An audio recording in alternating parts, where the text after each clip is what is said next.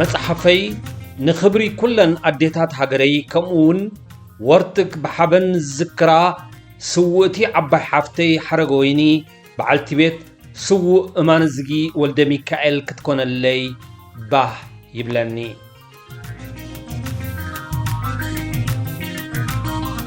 ጉራ ጉራ ዛንታ ደብርኽቲ ኣደ ብዙሓት ደራሲ ተስፋ ልደት ተኽለ ሚካኤል 1998 ኣንባቢ ሳሙኤል ገብረ ኣዶናይ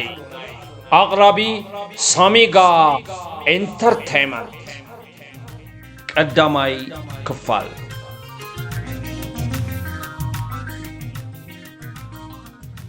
መእተዊ ኣብ ሻብዓይ ወይ እውን ሻሙናይ ሰሙን ድሕሪ ሓርነት ኣብ ዝነበረ መዓልቲ እዩ። ኣጋ ግዜ ኣቢሉ ይኸውን እዋን ጽልግልግ ኩሉ ኣጋውልአን ነባሪት ከበሳ ምዃነን ዝእምት ሽማግላ ኣዴ ካብ ሓንቲ ናይ ጽዕነት መኪና ወሪደን ሰለይ እናበላ ናባና ገጸን ከምርሓ ብኣንክሮ ተዓዚብናየን። እቲ ቦታ ኣብ ማእከላይ ሕክምና ናቕፋ ሩባ ጻብራ እዩ። ትርኢተን ጥራይ ዘመሓላልፎ መልእኽቲ ነይርዎ። ምኽንያት መምጽኤን ምስ ነገራና ከዓ ኣመና ተተንከፍና። ተጋልልቲ ደቀን ምእታው ዝደንጎይወን ድሃይ ሰኣና ኣደየን። ኣፋፌት ቤተን ኣርሔን ብተስፋ ሃንቀው ኢለን ተሃንቃዊት ኣደ ትጽቢተን ጥርዚ ኣብ ዝበጽሓሉ እዋን ብመውጋእቲ ዝተሸለመ ወደን ኣብ ሕክምና ጻብራ ምንባሩ ዜና ብስራት መጺእወን ከይዋዕላ ከይሓደራ ድማ ነዊሕ ጉዕዞ ተተሓሓዝኦ። ጋን ሰርሓና ሕቶኦን ብኣጋ ዝምለስ ኣይነበረን። ናብ ዝምልከቶ ነሕልፈን ዳ እምበር ኩሉ ድኻመን ንኾንቱ ምዃኑስ ምግምጋሙ ኣይከበደናን። እተን ሽማግለ ሰበይቲ ዝቐጸለ መዓልቲ ኣብቲ ከባቢ ኣይነበራን። ሓንሳብ ዝቐረጽክዎ ምስለንን ዝሰማዕክዎ ቓላተንን ግን ኣብ መዝገባ ኣእምሮይ ዓብዪ ቦታ ሒዙ ተሪፉ። ነናሳ ኣብ መስመር ሓሳበይ እናተመላለሰ ከስተንትን ደሪኹኒ። ካብተን ሽማግላ ኣዴ ናብ ብዙሓት መሰላትን ኣዴታት ሓሊፈ። ሕልፈት ዝበዝሓ ኣዴታትና ከመይ ነይሩ? እወ ከምቲ ሳግላ ብላዕ ኣይትቕላዕ ዝበሃል ናይተን ሓሓርፋፉን ውሽጢ ገይረን ንዓመታት ብኒሕ ዝተጓዓዛ ኣዴታት ሕልፈት ኣስተንቲነ ንመዓልታት ንዝቐጸለ ስርሐይ ከዓ መበገሲ ኮይኑኒ። ነቲ ክገብሮ ዝሓለምኩ ኣብቲ ሰዓበ 2 ዓመታት ገይረ ፈጺመ። መጽሓፈይ ሽዑ ክሕትም ተዝኽእል ነይረ ድማ ዝያዳ ዕግበት ምተሰማዓኒ። ደራሲ ኣደይ ብርኽቲ ኣስመራ 24 ጉንበት 1991 ወጋሕታ ዓርቢ ባህታ ብኸመይ ካብ ድቃስ ከም ዝተበራበረ ኣይተፈለጡን። ተቐዳዲሙ ሰዓቱ ተመልከተ። ቀጺሉ እውን ኣብ መንጽሩ ናብ ዝድቅሳ ዓባዩ ኣብ ልዕሊ ንጹፍ ዓራት ተኾርሜን ወያ ወርትግ ዘይፈሊኣ መቝጸርያ ድማ ኣብ ኢደን ብትሑት ድምፂ ዝደጋግምኦ ቃላት ግን ፍረ ነገሩ ብንጹር ኣይፍለዮ ዳ እምበር ልመና ወይ ምህለላ ምዃኑስ ኣይተጠራጠረን። ከም ኣይላው ጊሓታ ማለት ድዩ? ብምግራም ንነብሱ ሓተተ። ክድንግጸለን ጀሚሩ ኸብቅዕ ናብ ካልእ ሓሳባት ሰገረ። ወዮ ብድቃስ ለይቲ ዓሪፉሉ ዝጸንሐ ጭንቀታዊ ሓሳብ ከም ብሓድሽ ደገሶ። ሓንሳቢተይ ኣብ ዓራቱ ማሚቑ ክጸንሕ ዝሓሰቦ ከዓ ኣንሰላኡ ፈጋቢሉ ተንስአ። ናብ ሓደርካ ዓባዩ ኣየድሃበን። ድሮ ብናይ ሓሳብ ፈረስ ኣርሒቑ ስለ ዝተጓዕዘ ኣብ መንበር እውን ረጊኡ ነዊሕ ኮፍ ኣይበለን። ወጥሪ ሓሳቡ ብምሻን ከቃልል ዝደለየ ክመስል ዝተረገጠ ማዕጾ ብታዋኽ ከፊቱ ዓይኒ ምድሪ ሰገረ። ምድረ ሰማይ በረሃውሃው ምባል ሓሊፍዎ እዩ። جلالا زي سفرو دمق سماي ولدو صحاي براقون ملو بملو كاب مبراقاوي درت ترئي تفنتي تاها حوسي ورقاون برتقاناون حبرتات زعبللو دمق بانا أدما برهان معلتي بلو فطور نزبؤو زبسر زلو مسألة جنا ببعجوجو عزقت حساب استقبلو بحتا ناب ساعتو دحر مملكات أبر ميل تسقعو ناب تدموق سماي أقوامته كسيلو نابتا كم تريكولاتا تتأنانيغا نبملو مكاببيا خنچلو استزرقحت قوف تخلي حرق أبزا لمعت حرق زعل بحبرك ألماوي بانات صحي برا بعقوقات حواسات حنقول أبرابيرو في السازة سنقن وهبت تفطرو زنس أبارق إني خند أمبر نباهتاقن عينتايو أقالبؤو تسريقو بمنبارو باهتا جزا أمرؤو بزفترم تغراجو تحساباتن قمتاتن ناتقجبه وشت جزا أتومو جنا كابز تخرميا أو زيتن كسا عبايو أنت باهتا ودي أخلن دي دا بلاو بدوكم كأنا أنتنا رديو نم عراري جنا ربع ساعة ملسي عبايو كاب عشقتا نبعوتا سجيران أو فتاري كل عالم يا أخلقكم بلنا يا أكل بلنا سلز دقاقما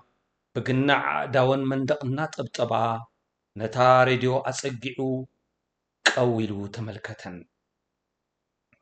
كمانم جزين العلي حسيمون سبنتن توديو عصمت راي تريفن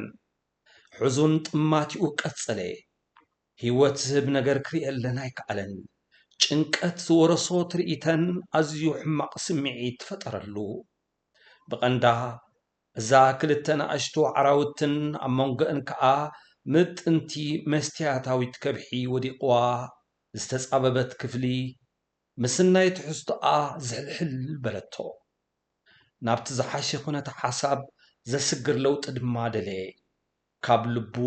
ለውጢ ህይወት ክርኢ ሓረር በለ نقولنتناوي لوطي تانقوي عبايو أمونغوم هلاليل أنت بهتا ود بيلن انت زي يذكرأو نبلاش كهوتت سرح ورسيعو نيرو فنوي راديو تقادلتي كركب جزي أيوسدلون كم تعبايو نصون حرر زبلو وغن أيكون اللومن بزعباتي سنفلال غير ومزقني قداي منم تصفى زهب حدش معباليه عيتقستن اي قدن دكن اي قدن تراي دقاقما بچنقت استوحت عبايو عدي برختكم كل اوشت ساعات زي مل غزيغن اقالو انزلوت انغر شعبو ويزرو سنبتو زبحلا غربيت جزوف أكلاتن كأجمن بحوس ويا بردك بلعن أتمبرختي راديو ولعو راديو اسمرا سلام نقبر تبلالا عرق نقبر يقوللو وايزا أملخ قطعين قطعن ببرهاونا لهلهان كزاربا باتا خمق اصبت راديو خفيتو أرقا قطعي تركتا لبزن هرزينا ايو خينوهم أأذان تصلوي نتي بسلام سلام اتبل صبق زفالا درفي تسني وستواه بمجلسي بزي مثل كاي سنبلو عدي برختي كملكت عوت دكن قريصن كتسفوا ويزرو سنبوتو جنا دكنا قلطيفهم ملسن تزهيبهم كلكمنا يوم زم ጨካና بمبال أمنا سقاه بألف سمعيتات زقبة بحتاجنا رئيتو كيف سسي تركم بلي سنفلا المقان نوي حيك أتصلن أقارف دي زعبي فتصامي سعبي نعللت معصوخة حكيحة تقارلت بقود أي فقات يوم بمبال جنا دركوخيت كي سجرت زبسرتهم إلسا سما قربيتها ተጋደልቲ ኣቃልሃ ሓቢረን መቃልሕ ብዝመልስ ድምፂ ንኹላተን ቀዲሞን ከዓ ባህታ በተጊሉ ነፊፁ ወፀ ነቲ ሰምዖ ዓብዪ ብስራት ብዓይኑ ርኢዩ መታን ከኣምን ናይ መዋዕል ሃንቀውትኡ ከርውን ባህታ ብልዑል ናህሪ እናተሓንበበ ኣብ ከባቢ ሲኔማ ኣፍሪቃ ምስ በፅሐ ኣማዕድዩ ሕፊፊ እናበላ ክኸዳ ክሪአን ዝፀንሐ ጉልብት ሰበይቲ ንሓደ ቆፅለዋይ ዝሕብሩ ቁምጣ ስረ ወዲዩ እናላህለ ንኸተማ ገጹ ዝምርሽ በዓል ክላሽን ኣእዳወን ዘርጊሐን እናበላ ክቕበልኦ ሓኒቐን ክስዕምዖን ተዓዘበን ተጋዳላይ ኣድመፀ ብዘይውንኡ ናይ ታሕጓስ ዋሕዚ ከዓ መላእ ኣካላቱ ዝርው ክብሎ ተፈለጦ ልቡ ብገበታ ትፍስህቲ ረስሪሳ ተሰራሰረት ልቡ ናብ ሓደ ሓያል ሞተረ ብምቕያር ንመሰንገለታቱ ፈናፂጋ ክትወፅእ ተቓሪባ ክተብቅዕ ዝርከቦ ሓይሉ ፀናቂቑ ናህሩ ኣኻዕበቶ ነቲ በዓል ካላሽን ስዒሙ ነተን ሰበይቲ ንምምሳል ኩቱር ሃረርትኡ ንምርዋይ እተን ሰበይቲ ብክሳዱ ሓኒቐን ሓንሳብ ጥምጥም ምስ በላኦ ኣይለቐቓን ባህታ ንሱውን ብጊድኡ ንክስዕም ከመይ ኢለን ዕድል ከም ዝህብኣው እናሓሰበን ከሎ ፈርገጥገጥ ናይቲ በዓል ካላሽን ተዓዘበ ሓቁ እዩ ዓቕሉ ኣፅቢበናሉ ቢሉ ምስ ነፍሱ ተዛረበ እሞ ነቲ በዓል ብረት ከዓ ኣዝዩ ደንገጸሉ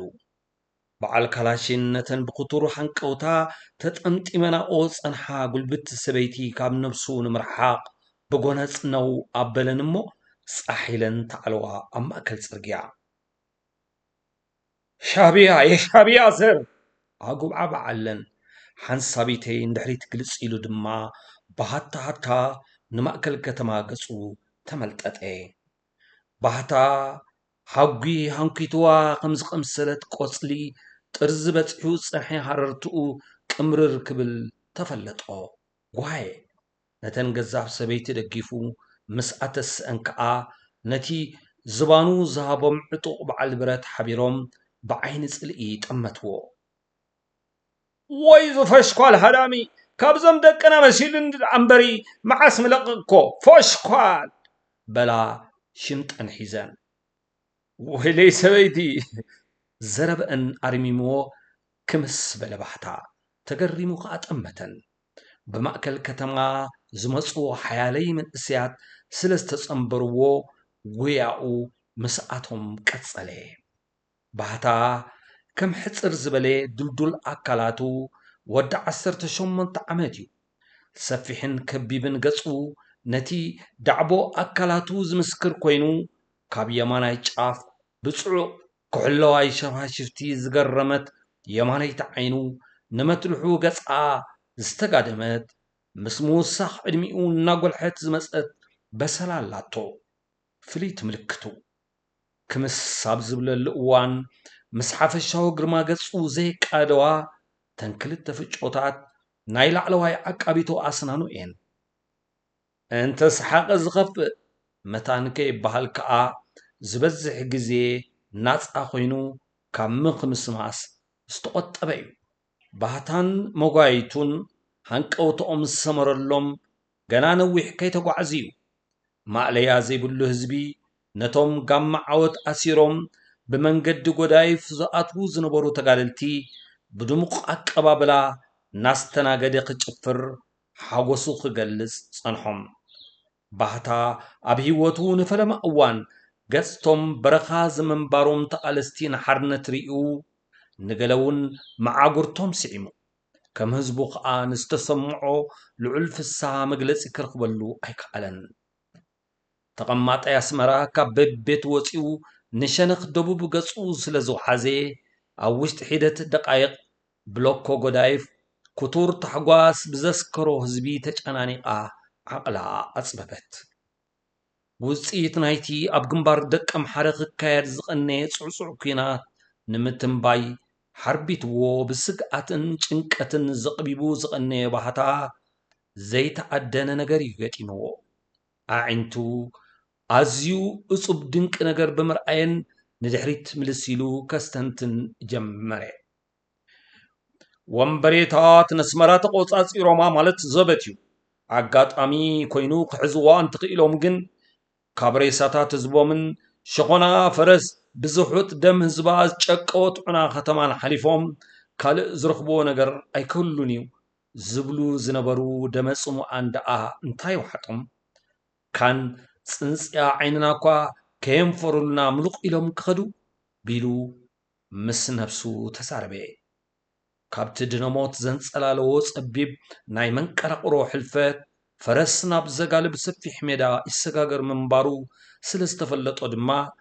ዓብዪ ረሓትን እፎይታን ረኸበ ተመስገን እትብል ቃል ከዓ ተተመላሊሳ ካብ ኣፉ በሎቕ በልሐት ፍጮታቱ ፍጹም ረሲዕወን እዩ ብልዑል ተመስጦ እናኽመስመሰ ምስቲ ዝዘልል ኣዳም ሓበረ በቐረባ ዝፈልጦም ሰባት ናጻ ኮይኖም ስምዒታቶም ክገልጹ ብምርኣዩ ከዓ ሓጎሱ መሊሱ ዓዘዘ እተን ዓመታት ዕልልታ ሓሪምዎን ጸንሐ ጎረሮታት ዓሊለን ብሕሱም መግዛእቲ ዝጸምለወ ድውን ገጽ በሪሁ ወርቲ ክዱናት ዝነበራ ጸዓዱ ኣስናን ከም ልበን ፍሽኽ ኢለን ነዊሕ ዝተኾርመያ ኣብራኽ ተዘርጊሐን ከም ኣብታይ ዘሊለን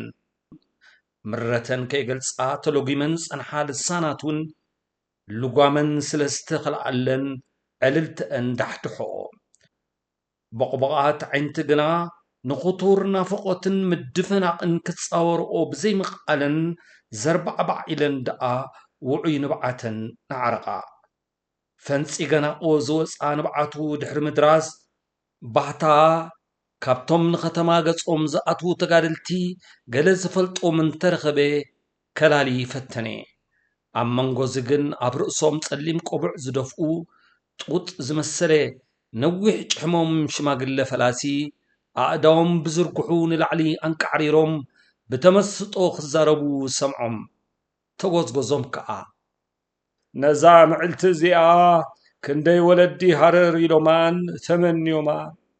ብዙሓት ግን ኣይረኣይዋን ከይዶም ምስቲ ጽቢቶምን ሃንቀውታኦምን ሓሊፎም ነዛ ብርኽቲ ዕለት እዚኣ ክርኢ ዘብቃዕካኒ ሕያዋይ ሰማያዊ ንጉስ ተመስገን ተመስገን ድሕሪ ደጊም ሞት ከም ኣዳም ዘረባዞም ፈላሲ ብዙሕ ነገራት ኣዘኻኽሮ ንባህታ ብፍላይ ከዓ ብህይወት ንዘይነበረት ፍቕርቲ ወላዲቱ ገጹ ኣፋሕሽዩ ናብኡ ገጹ ዘዛግም ኣብ ክሳዱ ሽረዋይ ኣንሶላ ዝጠቕለለ ጉልቡት መንእሰይ ብምርኣዩ ግን ንእለታ ኣቓልብኡ ቀለሰ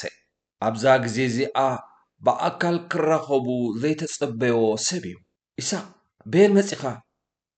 ብህርፋን ተሰዓዓሙ ንሱ ቅድሚ ዓመት ኣብ ቤት ማእሰርቲ ማርያም ግቢ ዝተዳጎነ ወዲ ገዛውቲ እዩ ንባህታ ብድሓን ወፂካ ከመልካ ግን ባህታ ተገሪሙ ሓተቶ በቃ ሕጂ ብቐጥታየ ካብ ማርያም ግቢ ዝመጽእ ዘለኹ መለሰሉ ገጹ ኣፈስሕ ኣቢሉ ሓለውቲ ናይቲ ቤት ማሕቡስ ገዲፎሞም ከም ዝሃደሙ ዝፈለጡ ንማዕጾታት ካሜራታቶም ብጎነጽ ከፊቶም ከም ዝወፁ ነገሮም ድሃይ ሳምሶም ከ እንታይ ኣለኩም ሓተተይ ኢሳቅ ብናይ ርህራሄ ቃና ባህታ ክምልሰሉ ኣይከኣለን ብኳረንቲ ከም ዝደንዘዘ በዝመጽእ ዘይበሎ ተዘስታ ዝሩበሎ ናብ መትንታት ኣካላቱ ኣዒንቱ ብቕጽበት ቁፅርፅር ኢለን ክነዝዓ ጀመራ ምስ ይስሐቅ ቃላት ክለዋወጥ ኣይደለየን ወይ ኣነ ሳምሶም ሓወይ ጥራይ በለ ኣስናኑ እናሓርቀ ካብቲ ዝሰጠሞ ባሕሪ ትካዜ ዘውፅኦ ኣጋጣሚ ግን ንሻብኡ ደኣ ረኸበ ኣብ ኤንትረ ዝዓይነታ ቀያሕ መኪና ተወጢሖም ወሰደ ወዲ ኤራ በዓል ስረ ወሰደ ተጋዳላይ በዓል ስረ እናጨደሩ ብከተማ ዝመፁ መዛንኡ ብምርኣዩ ብፍጥነት ናብታ ማኪና ሓኺሩ ተጸንበሮም ምድሪ ዝጨድድ መሳጢ ጭፈራኦም እናዝየሙ ከዓ ንማእከል ከተማ ገጾም ተመልሱ ፀሓይ ኣብ ርእሲ ቅርቅርቶም ንዓለበት ክትልብልቦም እኳ እንተጀመረት ክንዲ ፍረ ኣድሪ ዝኸውን ግምት እውን ዝሃባ ሰብ ከቶ ኣይነበረን ተመስጦ ስለ ዝዓብለሎም ኣየስተማቕርዋን ናይቲ ሆና በለ ተዕጓሱ ዝገልጽ ህዝቢ ቁጽሪ ካብ ካልኢት ናብ ካልኢት እናወሰኸ ኸደ ካብ ድርክኺት ገዛኦም ወፂኦም ዘይፈልጡ ኣረጋውያን ንዓመታት ኣብ ዓራት ተደነሱ ከይተረፈ ምስ መንእሰያትን ቆልዑን ሓቢሮም ንጎደናታት ከተማኦም ከጥለቕልቕዎ ተራእዩ ገለ ፈንጠዝያ ኣብታይ ብዝመስል ዕንደራ ብታሕጓስ ሰኺሮምን ክዘሉ በዓል ባህታ ዝርከብዎም ኣግባስ ከዓ ወነንተን ፍሉጣትን ኣብ ዘይፍሉጣትን መካይን ተወጢሖም ጎረሮኦም ክሳብ ዝነቅዕ ክጭድሩ ብስግኣትን ውጥረትን ተዋሒጣ ንዓመታት መቓልሕ ውዑዕ ዕልልታን ወኸዓታን ሓሪምዋ ጽንሐ ከተማኦም ሓድሽ ህይወት ዘርኡላ ባህታ ዝተወጥሓ ናይ ጽዕነት መኪና ነዳዲኣ ጨርሻ ደው በለት ኣብ ልዕሊኣ ካብ ዝተሰቕሉ ጎንበለታት ሓደ ዘሊሉ ብምውራድ ኣብ ውሽጢ ቁሩብ ደቃይቕ ገረወይና ነዳዲ ፀዊሩ ደበኽ በሎም ሓቢሮም ከዓ አንጨብጨቡ ቀጻሊ ጉዕዞኦም ግን ናበዩ ውስን ቦታ ንምብጻሕ ዝዓለመ ብርግጽ ኣይኮነን እወ ነቲ ቅድሚ ውሑዳት ሰዓታት ኣጋሮም ደፊረን ክረግጻኦ ዘይከኣላ ገሊኡ እውን ጨርባሕባሕ ዝብላ ኣሰንበቲ ታኒካታት ተጻዊዱሉ እንደቀባት ሕዙእ ዝነበረ ቦታታት ከተማኦም እናዞሩ ዘንግ ሓቂ ስለ ዝሰዓረት መሬት ናብ ኢድ ዋናታታ ተመሊሳ እሞ ድሕሪ ደጊም ወነንቲ ክንሕና ኢና ቢሎም ዘበስርዋ ይመስሉ ነበሩ ኮለሎኦም እናቐጸሉ ወሰደ ዝጭፍሩ መንእሰያት ከም ዕንፀይቲ ተጸፋጺፎም ዝተሳፈርዋ ቸንቶ ደሺ ንጎድኒ ብምግልባጣ ሓያሎይ ሰባት ሃስያ ስለ ዝጸንሓቶም ኣመና ሰንበዱ ነታ ኮለል ክብሉላ ዝወዓሉ ኤነትረውን ነቶም ግዳያት ሓደጋ ንሆስፒታል ንኽትወስድ ወፈይዋ ፀሓይ ንሸነኽ ምዕራብ እናዛዘወት ከይዳ ብስያፍ ክትሃርሞም ትጀምር ዳ እምበር ባህታን መሰላቱን ግና ገና ኣላሻ ይበሉን ዑደቶም ኣብ ማእከል ከተማ እናቐጽሉ ብመንገዲ ጎዳይፍ ዝመጸት ድሕሪኣ ክፉት ሓመዳዊት ትዮታ ብእልፊ ተኸተልቲ ተዓጂባ ዘገም እናበለት ክትመጽእ ረኣይዋ ኣብ ጥቓኦም ምስ በጽሐት ከዓ እተን ብየማነ ጸጋማ ዘንበልብላ ሕብራዊ ጨርቅታት ነጺረን ተራእዮም ባንዴራ ኤርትራ እወ ባንዴራ ኤረይ ኣዝዩ ርቡጽ ድምጽታት ተቓልሐ በብመዳዩ ኣብዛ እዋን እዚኣ ባህታ ንስምዒቱ ክቆጻጽሮ ኣይከኣለን ብልዑል ናህሪ ህሩክ በላነታ መኪና ኣዒንቱ ድማ ኣብታ ብየማን ተሰቒላ ተንበልብል ቆጽላ ኣውሊዕ ዝዓለበታ ሰማያዊ ዝምድራ ባንዴራ ዓረፋ ቆጽላ ኣውሊዕ ክትበሃል ብወረ ጥራይ ሰምዕ ዝነበረ ንፈለማዩ ኣዒንቱ ቋሓቢሉ ተመልከታ ግን ኣይተኣማመነን ሕልሚ ድዩ ጋዲ መልኣታ ሃንቀውትኡ ኸረጋግጽ ባዕሉ ዘዳለዎ ምቁር ፋንታዝያዊ ማእዲ ኸይከውን ኣእምርኡ ብዕምቆት መርመረ ናቲኤ ዝብላ ባንዴራ ሰብ ሓቂ ረኺበ ቢሉ ንነብሱ ሓተታ ነዊሕ ከይጸንሐ ግን ካልእ ስምዒታት ይወሪርዎ ነታ ንዓመታት ዝተፈልየቶ ፈቃር ወላዲቱ ብኣካል ከም ዝረኽባ ናውቲ ኣምዕቱ ግልብጥብጥ በሎ ምድንፋቕ ዝፈጥሮ ውዑይ ዘለላታት ንብዓት ከዓ ጸረር ኣበለ